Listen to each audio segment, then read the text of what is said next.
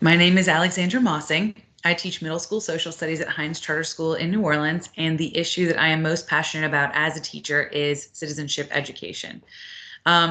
I love teaching citizenship because a couple of years ago, a survey came out saying that about 2/3 of Americans would not be able to pass a basic citizenship test today. And every year, I have the opportunity to teach 100 kids about the structures and function of our government, and I get the chance to turn those numbers around every day of my life.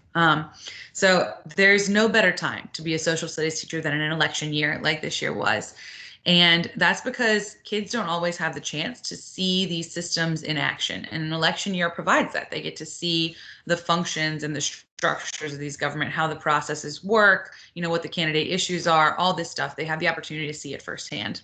And I think this year, especially in light of the COVID-19 pandemic, especially because we've all been witness to these instances of racial injustice, and because we have this growing problem of widespread voter mis and disinformation, all of these issues have kind of combined to highlight the value of an informed citizenry. And my students have really risen to the challenge. And it's just been amazing to see them.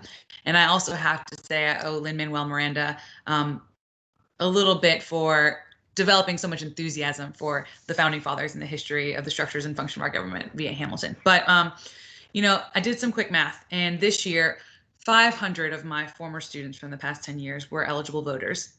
And that is what gives me hope and confidence for the future. And what keeps me going as an educator is knowing that I had an impact on those students and their ability to successfully exercise all of their rights as American citizens.